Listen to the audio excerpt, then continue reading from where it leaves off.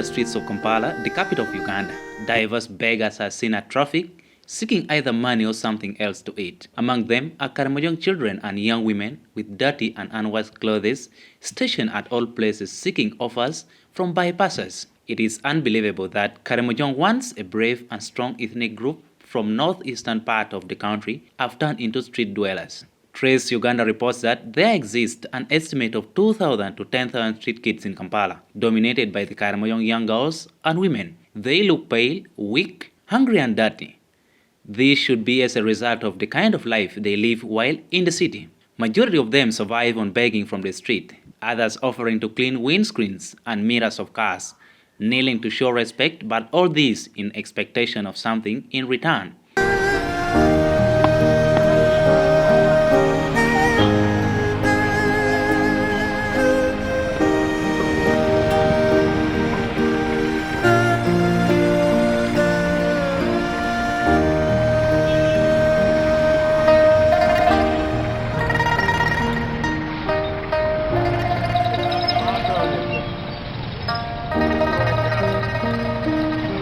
Adults seem to fear begging. Instead, they look for something tangible to sell on the street, even if it earns them little. Nachiro Ellen, a mother to one from Napak district, sells sweets after a young man introduced her to it when she came to Kampala. With that, she gets her meals and is able to make a daily payment of 1,000 shillings for a night shelter at Kisenyi. So her, she sells this and she gives the money to that boy and that boy gets it for them from the stock where they sell this.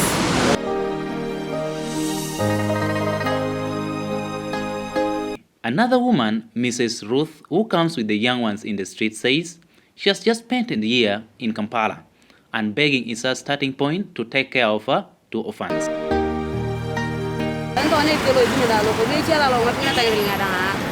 At age 20, I feel uncomfortable asking from people who are sometimes younger than me, but this is the only way I have to feed my little ones of 2 and 3 years I am left with. Some of them engage in sorting seeds and grains in stores that they are paid 1,000 shillings for a full sack of sorted grain.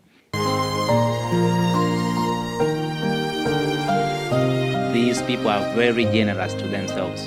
They like sharing and sitting in groups. Let me follow this young girl who sits down with a friend on the roadside to share a little of what they have got through their sweat in the hot sun.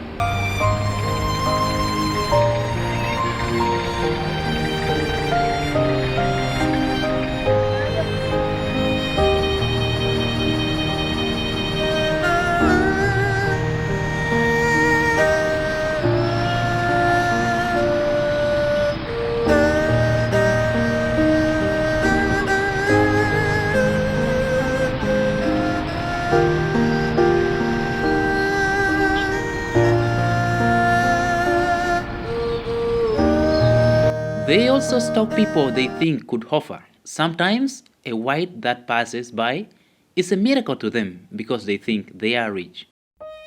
They do beg because sometimes when they see a white man coming to this supermarket, they follow thinking that maybe this guy is going to give them money. Sometimes those people they give, but sometimes they feel embarrassed.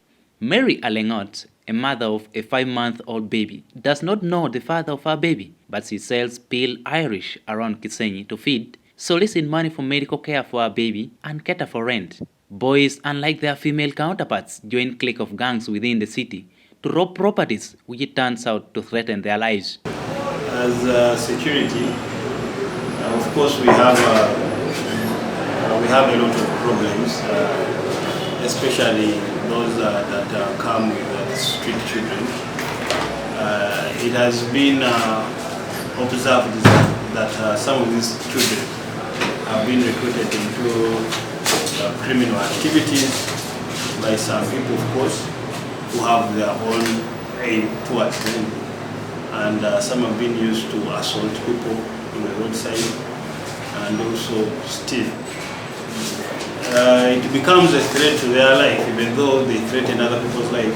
That there is a lot of mob justice that has been going on. Many of those children have lost their lives because of these people are pretty much tired. That also the law somewhere, somehow, has not been strict to these street children. You find that you arrest a street child, take them to courts of law, they are given a sentence which is a little bit lighter, and they will find their way back to the streets and do the same activity. So people have grown tired of this, seeing the same faces all the time, and they've resorted to maybe killing them.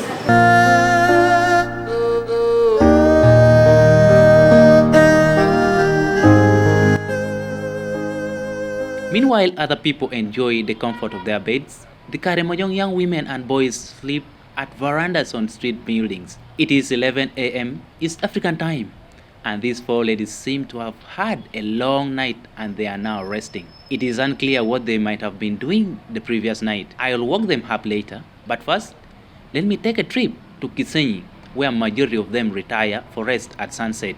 It will take me 20 minutes.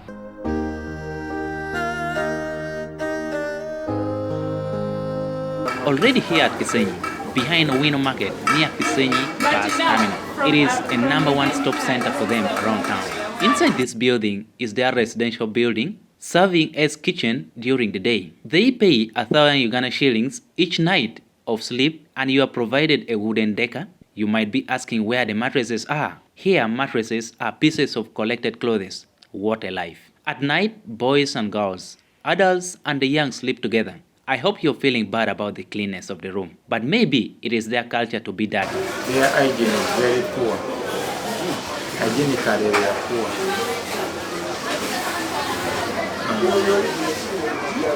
In terms of what they eat, dressing, the way they drink, their lifestyle is not good. This is their life in Kampala. Their number is increasing day by day. What might be behind their trek into the city, where life seems to be harsher than home? Some of them have a general claim of intensive drought that left them without any other choice but to look for a better way to survive.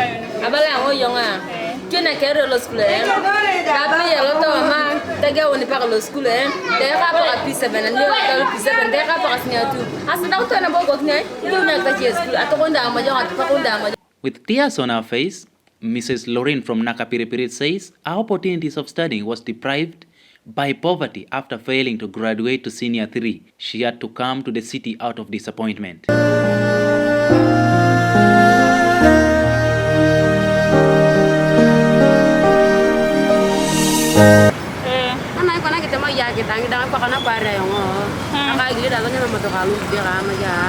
After her husband perished in a road accident, she had nothing to take care of the orphans left, and alternatively she had to climb a truck that was carrying marble to Kampala after being told here in Kampala they get free things. A researcher called Bad in his report of 2007 indicated that over the past 30 years, Karamojong has been a scene of intertribal conflicts and revenge attacks over cattle, and successive Uganda government have turned a blind eye to the trouble. The region is characterized by armed insecurities and yearly drought, where about 40% of the population lacks adequate food and survives on food handouts from humanitarian organizations like World Food Program. Another researcher, Mr. Sando, in his report of 2010 noted that women and children move from Kampala in an attempt to escape misery and violence caused by forced disarmament programs, continuous drought and famine that have led to decimated agricultural yields and severe food shortages. With drought increasing, life is full of insecurities. Karamojong region is becoming more difficult. However, authorities say some of them are trafficked at child and women trafficking centers, mostly in Nakapiripirit and Napak districts. They then become engaged into begging for their bosses. Them come for economic reasons because there is an adult who has gone and convinced their parent to come, and when they end here they send them to bed. The others end up on the streets because of some social factors, because of harsh treatment in the places where they live, no care sometimes in cases where parents die or relatives have not taken care. So they try and find they're very vulnerable. So they would find their way thinking the city would be a better place for them. What then should be done to reconnect these young innocent Ugandans to a new green pasture where life is quiet for them? To them, they embark on government to equip them with technical skills and businesses because resettling them without support will not solve their problems.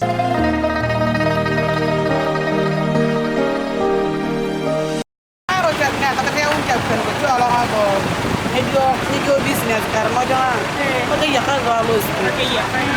So she's saying if the government could take there some business for these people, for these local people at home, majorly they are praying for business. Government should be in a position to put up a committee. This committee should be able to tell the government where the kids are coming from and the reasons why they leave their parents or their village homes and come to town. Secondly, who brings them? How do they come to the streets? The Ministry of Gender, Labour and Social Development, in collaboration with KCCA, is intensifying doing their best to resettle them. So we are coming up with very, very stringent measures to ensure that this doesn't happen. In the meantime, we are also working with the Ministry of Gender, Dwelling Places, to start removing, actually to intensify removing, because we've been removing them as cases here, to intensify removal of these children, and we take them to Kampala for screening. Some rehabilitation is done, and then we reconnect them with their families. We believe these children deserve better. Their home is not the streets, and they have an education to pursue. They have a life to live, and they have a life to chase. So they cannot achieve it on the streets. That's why we are counting on collective responsibility to ensure that these children get a chance to better education, to a better life, because they are the future of this country. Honorable Esther Anyakun, the woman member of Parliament for Nakapiripiri, says they are currently mobilizing as Parliament of Uganda and the Ministry of Youth and Children's Affairs for a one-week trip to close these child trafficking centers. Honorable Remigio Achia, representing Pian constituency, believes their efforts as stakeholders from Karamojong to resettle their people who are living a wretched life in Kampala and other towns in the country will this time yield a good outcome. Report compiled by Daniel Okello Eboko, the Department of Journalism and Communication, Makerere University.